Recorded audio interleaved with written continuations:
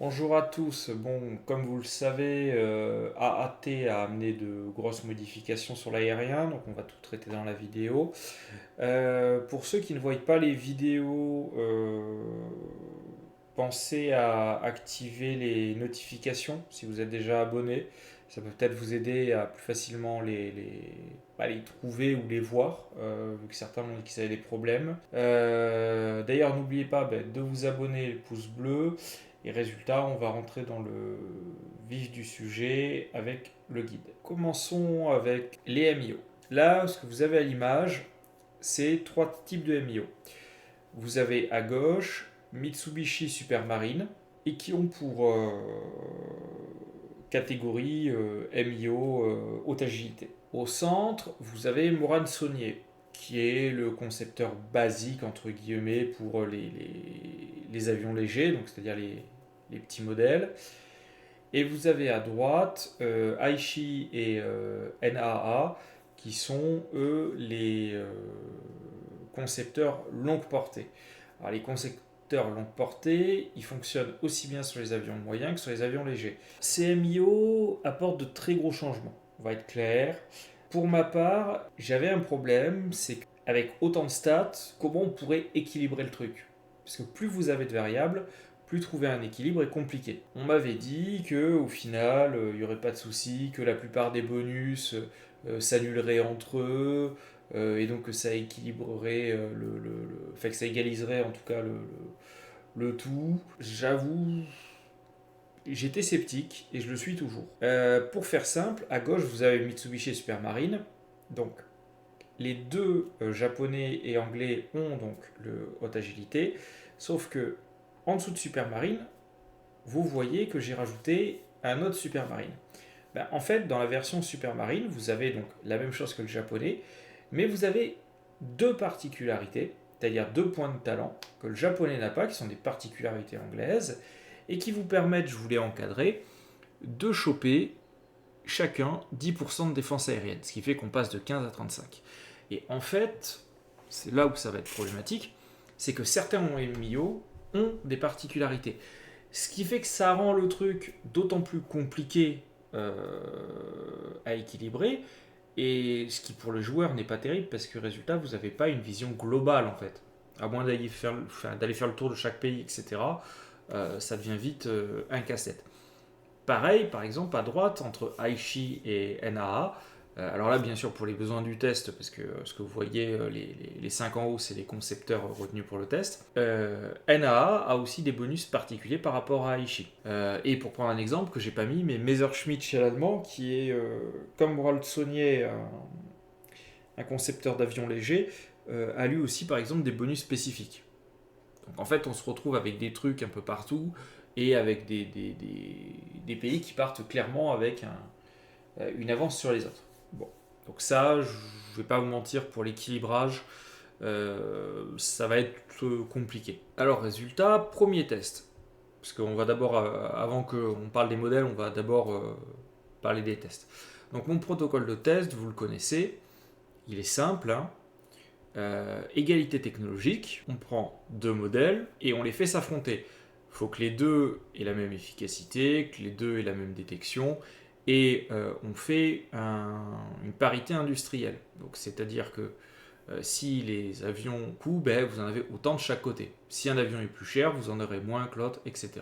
Ça, normalement, tout le monde est censé s'en rappeler, mais le 2 Wotin 520 que vous voyez, donc, a le concepteur Morald Saunier, et en face, vous avez, résultat, le Spitfire avec euh, le Supermarine que vous avez vu un peu plus tôt. Bon, et là, comme vous le voyez, les résultats sont plutôt sans appel. Hein. Les torche les appareils français du fait des bonus supérieurs de son concepteur.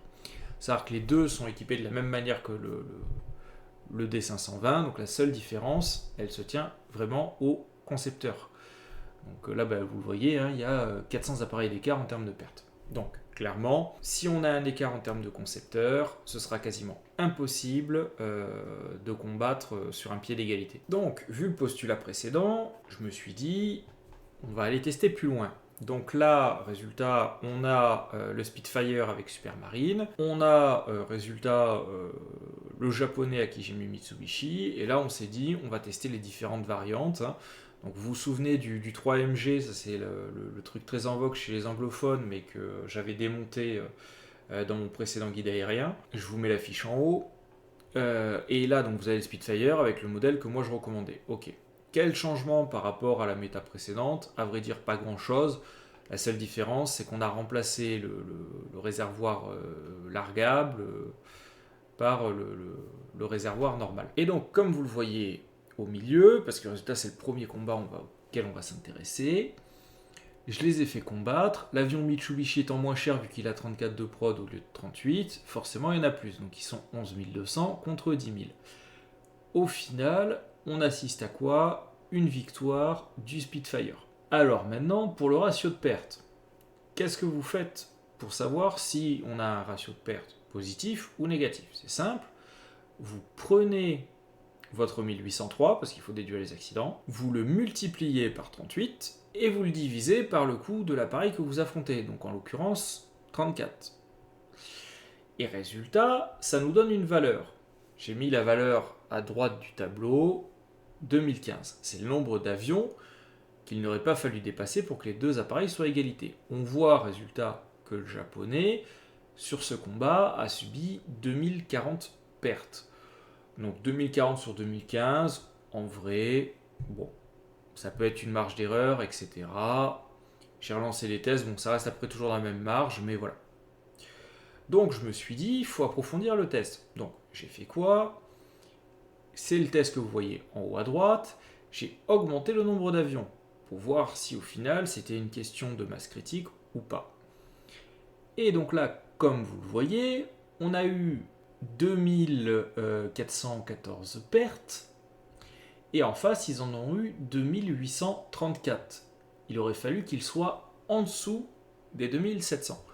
Donc, comme vous le voyez, même si on augmente le nombre d'avions, le delta ne fait même que s'agrandir un petit peu en faveur du Spitfire. Donc on a bien ici une confirmation que le modèle avec canon est plus performant que le modèle avec MG. J'ai aussi fait un test résultat que je ne vous affiche pas là, mais avec 8000 appareils. Et à 8000 appareils, l'écart est plutôt énorme, vu qu'au final, le modèle avec canon a que 1600 pertes, quand le modèle avec 3 MG finit à 2400. Voilà. Donc en gros, quand vous avez peu d'avions, le canon c'est mieux, et plus on va monter en quantité, plus le MG va effectivement se rapprocher, mais sans jamais réussir à réduire l'écart. Donc, nouveau test, le D520 tout à l'heure, et ce coup-ci, je l'ai fait affronter un chasseur lourd, comme vous le voyez, sur quoi j'ai mis 4 MG, moteur 2, le réservoir auto-obturant et un blindage. Et je lui ai appliqué NAA. Et là, comme vous le voyez, parce qu'il y en a qui vont peut-être pas faire gaffe, mais le coût de production résultat du Morane Saunier est à 3040, alors à 30,40 pardon. C'est donc les deux réductions que vous avez de disponibles avec le français, c'est-à-dire le 10% sur les chasseurs et le 10% avec la production aérienne. Alors pourquoi je l'ai fait comme ça? Parce que les chasseurs lourds, vu qu'ils coûtent plus cher de base, quand vous appliquez une réduction de coût, votre réduction sera plus importante que sur un chasseur normal, vu que la base est plus faible. Donc, en fait, je voulais voir, vu qu'on réduit plus le coût industriel sur le chasseur lourd, si ça lui permettait, en fin de compte, de se rapprocher, en termes d'efficacité, des chasseurs normaux. Je ne les ai pas mis à IC équivalent, mais c'était surtout pour tester, en fait, parce que j'avais l'intention de le faire après avec le Spitfire. Donc, vous avez 8000 chasseurs lourds d'un côté, 8000 chasseurs normaux de l'autre. Et là, comme vous le voyez, eh ben, c'est un carnage. C'est-à-dire que les chasseurs lourds font du 2000 pour 2812. Donc là, la victoire est sans appel. Et le coût n'est pas tellement plus élevé, vu qu'on n'est qu'à moins de 5 de coût au-dessus. On retrouve ici notre chasseur lourd. Alors ce coup-ci, je l'ai fait avec le japonais. Pourquoi? Parce que le japonais a moins de bonus. Donc je voulais le tester aussi comme ça. Donc là, vous voyez, les chasseurs lourds japonais, c'est le même modèle que l'américain avant, il est juste plus cher parce qu'il n'a pas les réductions américaines. Et je le fais affronter du Spitfire, qui lui, pour le coup, résultat, sera sans réduction. Alors, je vous ai mis deux combats. Le premier combat, donc on est resté à 8000 sur le Spitfire. coût de production équivalent, donc ça faisait 5900 lourds. Et là, comme vous le voyez, c'est une défaite pour le chasseur lourd. C'est plutôt clair, hein. On perd plus de 2000 appareils pour le chasseur lourd alors qu'il est plus cher, quand en face on en perd que 1700. Mais je me suis dit, c'est pas grave, on va quand même tester, on va augmenter la quantité pour voir quel serait l'effet. Et donc si j'augmente la quantité, donc là c'est le deuxième combat, vous voyez on a 11 007 contre 16 000, donc on est toujours à coût d'industrie équivalente, mais par contre, vous voyez qu'il y a une remontée des chasseurs lourds. Alors pourquoi cette remontée ? Tout simplement parce que l'avantage, en fait, en termes de nombre, n'est plus aussi impactant qu'avant, quand on était à 8000. Si on augmente notre masse critique, on peut se rapprocher du haute agilité. Mais on sait aussi avant, par exemple, qu'à parité, c'est-à-dire par exemple en termes de nombre, donc par exemple à 2000 chasseurs contre 2000 chasseurs, ou à 8000 chasseurs contre 8000 chasseurs, on gagnerait nos combats. Pourquoi cette information est intéressante ? Ça va dépendre en fin de compte de comment vous utilisez votre matériel. Et c'est là où la doctrine d'emploi va résultat avoir un impact déterminant. C'est que quand vous êtes en Asie, vous avez plusieurs problèmes auxquels il faut faire attention. La portée, la disponibilité des aérodromes, la limite aussi tout simplement des aérodromes. Parce que quand vous êtes dans les îles dans le Pacifique, vous n'allez pas pouvoir faire sortir un aérodrome, une île pour planter un aérodrome de votre chapeau. Et c'est autant de raisons qui font que, pour le coup, le chasseur lourd pourrait être efficace dans ces moments-là. Parce que vous aurez des places limitées, donc si de toute façon aucun des deux camps peut rentrer plus de 4000 appareils, il vaudra mieux faire du chasseur lourd que d'avoir un Spitfire. De plus, le fait que vous ayez une meilleure portée veut dire une meilleure efficacité par rapport à votre adversaire, etc. Donc aujourd'hui, le chasseur lourd serait viable. Ça peut paraître être utilisé aussi, résultat, dans les autres parties de l'Asie. Donc par exemple, quand vous allez, en tant que japonais, envahir Singapour ou la Birmanie, etc., ça vous permet de couvrir la zone, ce que vous ne pouvez pas faire avec les chasseurs. Et de pouvoir peut-être mettre 4000 avions parce que vous avez la portée, ou 6000 avions, au lieu d'en mettre seulement 2000 parce que vous n'avez pas assez d'aérodromes proches. Ça va aussi être intéressant en Afrique. L'Égypte, pour l'anglais, avec du Spitfire, il la défend très facilement. Si l'allemand et l'italien font du chasseur comme l'anglais avec Messerschmitt et compagnie, pour aller le chercher, ça va être compliqué. Ils vont avoir une efficacité de merde, ils vont prendre cher, etc. A l'inverse, si on se dit qu'en faisant du chasseur lourd, on peut aller chercher l'Égypte, parce que résultat, on aura la possibilité de projeter notre force aérienne. On sait en plus qu'en Afrique, les aérodromes sont limités. Donc c'est pareil, s'il n'y a que 6000 places des deux côtés, il vaut peut-être mieux avoir 6000 chasseurs lourds que 6000 chasseurs haute agilité. Et donc j'ai voulu avoir le cœur net aussi. J'ai fait quoi ? J'ai pris le chasseur lourd d'avant et je lui ai rajouté un blindage. Parce que je voulais en fin de compte vérifier si oui ou non le fait de rajouter du blindage pouvait avoir un intérêt. Vu ce qu'on perd comme avion, il aurait fallu qu'on fasse 3017 chasseurs ennemis perdus. Donc on n'est pas tout à fait sur un ratio équivalent, donc on n'est pas encore rentable, mais comme vous pouvez le noter, il y a une amélioration par rapport aux deux batailles précédentes. Donc on serait potentiellement sur le meilleur chasseur lourd. Après c'est comme tout, comme je le disais tout à l'heure, il va falloir que vous adaptiez vos avions à leur utilisation et au terrain que vous allez les utiliser. Donc vous l'aurez compris, ce qui ressort de tout ça, c'est la nécessité à la fois de s'adapter à son MIO et à la fois de s'adapter au type de terrain que vous allez rencontrer. Vous avez vu que résultat, le modèle avec canon est, pour le chasseur léger, le meilleur appareil actuellement disponible. Vous avez vu que le chasseur lourd est viable dans certaines situations. Mais clairement, concernant les gros changements de cet équilibrage, la portée a été énormément nerfée. Donc, mine de rien, pour se projeter, ça devient quand même assez compliqué. Là, par exemple, depuis le sud de l'Angleterre, on couvre à peine le Benelux, à peine l'ouest de la France. On ne couvre pas d'ailleurs tout le nord de la France. Donc, c'est sûr que de ce côté-là, ça va complexifier un peu tout ce qui est débarquement. D'où la nécessité sûrement de maintenir plusieurs types de chasseurs, c'est-à-dire que par exemple on pourrait avoir le haute agilité en première ligne et après justement des chasseurs lourds pour s'assurer du midi et du nord de la France. Est-ce qu'on va voir résultat ces multiples productions en simultané ? C'est possible. Reste à voir comment va évoluer l'équilibrage de paradoxe pour la suite. Les changements aussi, c'est que la poussée maintenant, quand vous en avez en plus, donc là c'est pas le cas, donc je vais vous montrer vite fait, ça augmente votre agilité plutôt que votre vitesse. Hein. Là, vous voyez, vous avez les changements. Hein. Donc vous voyez, on a gagné 10 parce qu'on a enlevé le canon qui pesait 5. Donc on récupère et ça se retranscrit ici. Comme je disais, on utilisait les réservoirs à carburant supplémentaires. Évitez maintenant par contre de mettre le réservoir largable pour 2 raisons. La première, c'est son poids. Et la deuxième, c'est sa portée qui est très faible. Parce qu'il y en a qui vont dire oui, mais le réservoir, on perd de défense. C'est vrai qu'on perd de défense aérienne, mais là vous êtes à 910 km, ce qui est faible, mais à la rigueur, pour s'en accommoder. Là vous êtes à 747, vous ne faites plus rien. Et pour ceux qui penseraient à utiliser le bimoteur, je le déconseille. Moi, je l'ai testé sur les petites cellules et ça s'est pas avéré rentable, donc gardez ça pour les chasseurs. Maintenant qu'on a vu les chasseurs, un petit coup sur tout ce qui est le reste des avions. Bien sûr, je vous remets en fiche en haut à droite et dans la description le guide précédent, celui de 2023, résultat. Vous avez les explications et les modèles dedans, donc là c'est plus une mise à jour qu'autre chose. Donc là, comme vous le voyez, sur celui-ci, on n'a pas changé grand-chose. On a surtout le concepteur de casse en fait, qui a été énormément augmenté. Comme vous voyez, 50 d'attaque au sol, ça se retranscrit dans les stats à droite, hein, on est à 34,5. Une grosse augmentation de la puissance de feu, d'où l'intérêt d'essayer de l'optimiser. Par contre, n'oubliez pas, comme d'habitude, que si vous n'avez pas d'agilité, vous ferez dégommer par la DCA. Donc on évite de trop l'alourdir non plus, on se limite au canon anti-char 2 et après on fout de la roquette. Concernant les nouveaux types de bombes, alors vous avez 2 nouveaux types de bombes en plus du support de bombe de base. Vous avez le support de bombe perforante. Elle a pour objectif, comme vous le voyez au vu de ses stats, de faire de l'attaque en mer tout en faisant un peu d'appui aérien rapproché.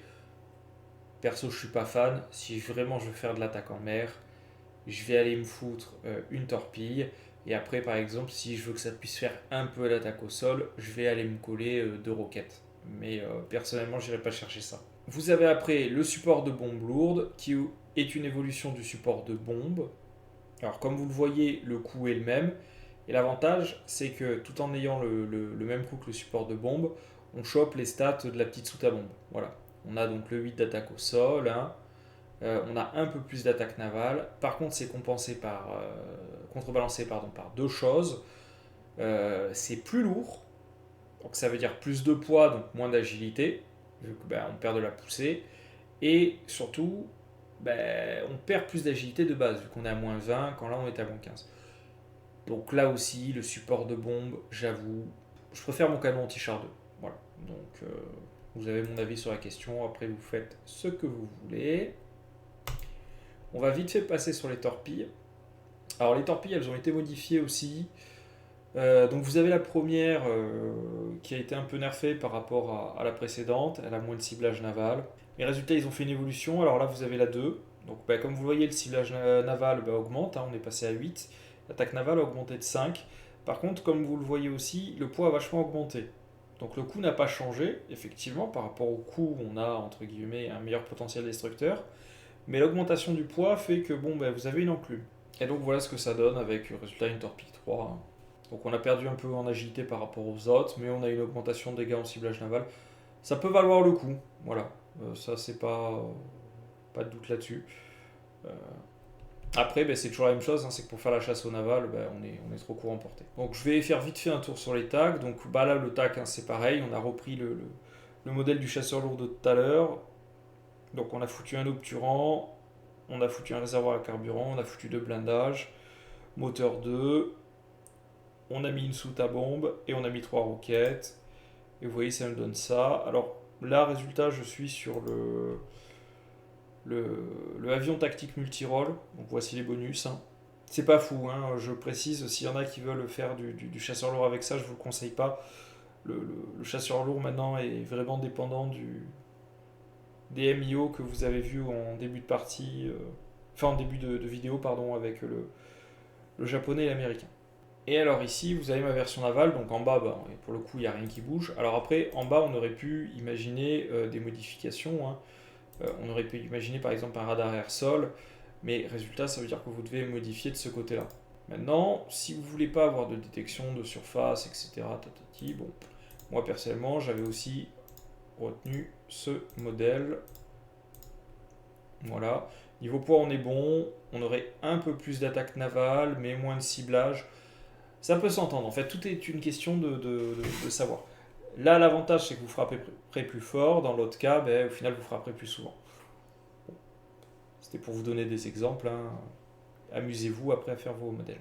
Et alors là, on va finir sur le stratégique. Résultat, donc ça, vous voyez, c'est un modèle stratégique 40. Alors, obligé de mettre 6 moteurs parce que sinon, ben, en fait, on n'a pas assez de poussée pour que ce soit réellement intéressant, hein. Hop, voilà, je vous le mets en strat. Donc là, pareil, pour le strat, n'oubliez pas le MIO. Donc si vous n'avez pas le concepteur d'avion lourd, c'est pas la peine, hein, n'en faites pas. Euh, voilà, hein, les concepteurs sont vraiment devenus obligatoires. Et donc là, bah, après, c'est simple, hein, c'est 3 bombes, 2 blindages, un réservoir, un obturant. Voilà, ça nous donne ça. Donc bien sûr, comme précédent la vidéo précédente, on augmente la défense aérienne. Bon, en portée, comme vous voyez, on a été vachement réduit là aussi. Et puis de toute façon, n'espérez pas d'agilité vu que vous êtes sur un strat. Et puis, ça conclut. Cette vidéo a été sûrement très longue pour beaucoup. Si vous avez des questions, n'hésitez pas en commentaire. Et je vous dis, résultat, à la prochaine.